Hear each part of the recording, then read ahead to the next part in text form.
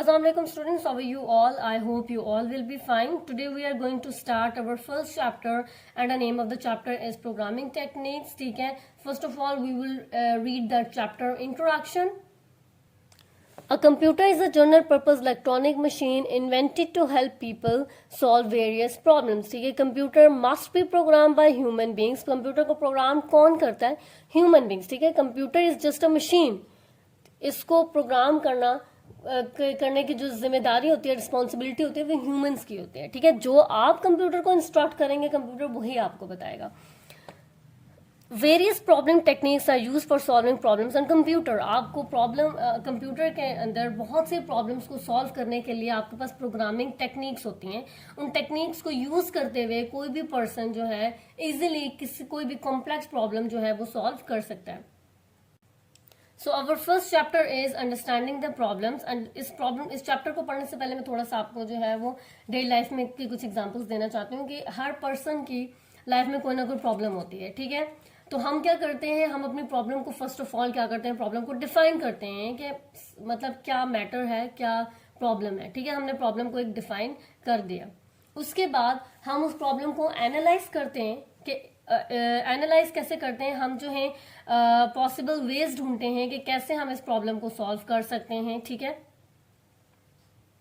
इस प्रॉब्लम को सॉल्व करने के लिए हमारे पास कौन कौन से सॉल्यूशंस हो सकते हैं, फिर हम उन डिफरेंट टाइप ऑफ सॉल्यूशंस में से जो बेस्ट सॉल्यूशन होता है उसको जो है सिलेक्ट करते हैं. ठीक है, सो इसी तरह हम अब टॉपिक स्टार्ट करते हैं अपना. Solving problems is the main task of computer science which is the job of computer programmer.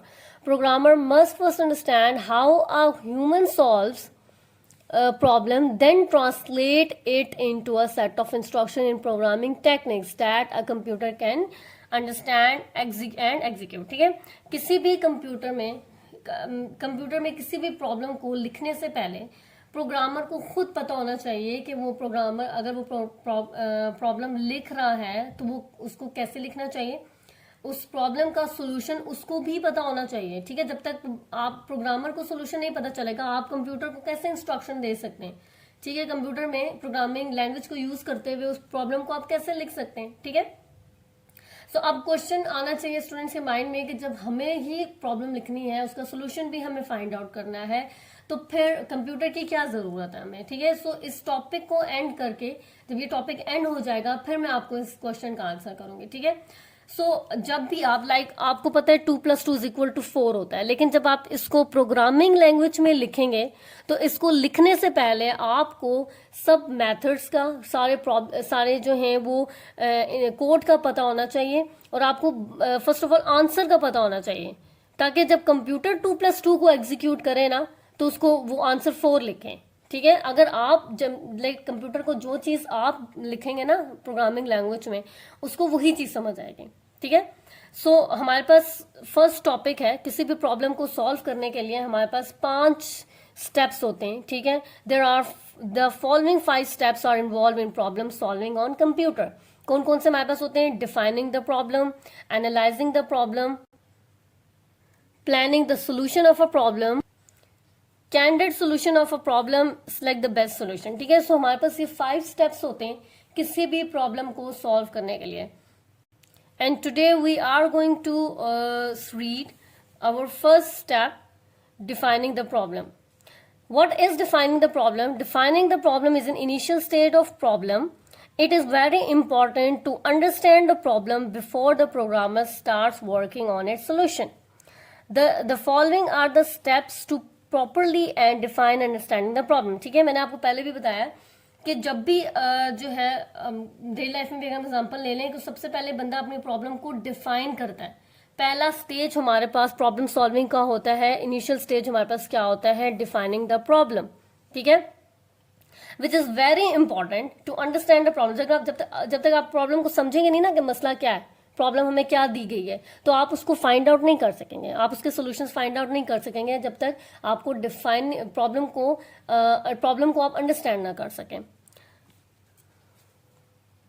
सो हमारे पास यहाँ पे कुछ स्टेप्स हैं कि जो प्रॉपरली डिफाइन कर रहे होते हैं प्रॉब्लम को, उसको अंडरस्टैंड करने में हेल्प कर रहे होते हैं।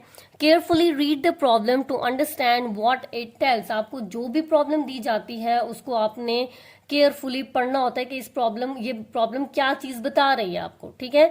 उसके बाद find out what the problem asked to do, और फिर आपने ये फाइंड आउट करना है कि ये प्रॉब्लम, पहले आपने प्रॉब्लम को रीड करना है, फिर आपने प्रॉब्लम को जो है वो फाइंड आउट करना है कि इस प्रॉब्लम में पूछा क्या गया है। और फिर थर्ड हमारे पास स्टेप क्या है, what information can be obtain from the problem. अब आपको एक प्रॉब्लम दी गई है तो उसमें से आपको क्या इन्फॉर्मेशन मिल रही है, ठीक है।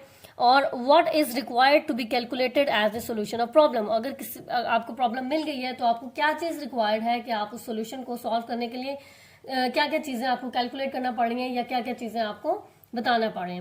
जैसे हमारे पास यहाँ पे फर्स्ट प्रॉब्लम दी गई है, a person is unhappy with a product और service he she has purchase from computer, ठीक है, फ्रॉम कंपनी। अब इसको हम कहते हैं defining the problem.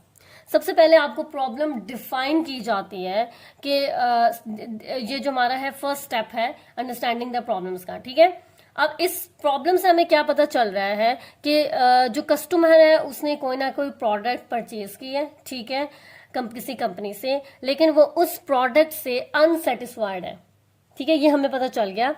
A person is unhappy, obviously, with a product or service he or she has purchased from the company. अब हमने क्या किया, फर्स्ट ऑफ ऑल हमने केयरफुली रीड किया प्रॉब्लम को, carefully read the problem to ask what it tells. फिर हमने find out what the problem asked to do. अब हमें क्या चीज फाइंड आउट मिली कि किसी पर्सन ने कोई प्रोडक्ट खरीदी है कंपनी से और वो उस प्रोडक्ट से जो वो कस्टमर है वो सेटिस्फाइड नहीं है, ठीक है। This statement defines the problem clearly and required the solution. It is journal type problem, ठीक है। ये आपके पास journal type problem है जो डेली लाइफ प्रॉब्लम्स आपके पास आती हैं, ठीक है।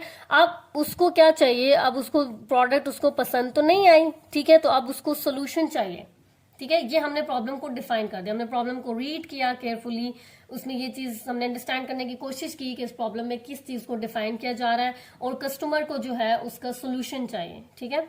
और क्या क्या सॉल्यूशंस जो हैं वो इस प्रॉब्लम के थ्रू हम गैदर कर सकते हैं। Finding average marks of a student. अब हमारे पास सेकंड प्रॉब्लम ये है कि हमारे पास स्टूडेंट्स हैं, एक स्टूडेंट है और इस स्टूडेंट के हमें एवरेज मार्क्स फाइंड आउट करने हैं। ये हमारे पास होती हैं numerical problems. General types problems simply आपके पास इस तरह की प्रॉब्लम्स होती हैं और ये प्रॉब्लम्स हमारे पास होती हैं न्यूमेरिक प्रॉब्लम्स, ठीक है। It is clear from the problem statement that average marks of a student have to be found. हमें क्या चीज पता चल रही है इस प्रॉब्लम में से कि हमारे पास कोई स्टूडेंट है और हमें उसके एवरेज मार्क्स फाइंड आउट करने, ठीक है। इसको हम कहते हैं डिफाइनिंग द प्रॉब्लम। आपके पास स्टेटमेंट्स गिवन होती हैं, आपने उन स्टेटमेंट्स को केयरफुली पढ़ना होता है और बताना होता है कि हमें इस प्रॉब्लम में क्या चीज पूछी गई है और उसको फाइंड आउट करने के कौन कौन से तरीके होते हैं और हमारे पास हमें क्या चीज हमारी क्या रिक्वायरमेंट होगी, ठीक है। So this is our first topic. तो इस टॉपिक को अच्छे तरीके से रीड कीजिएगा, कोई भी प्रॉब्लम है तो आप मुझसे पूछ सकते हैं। Thank you so much.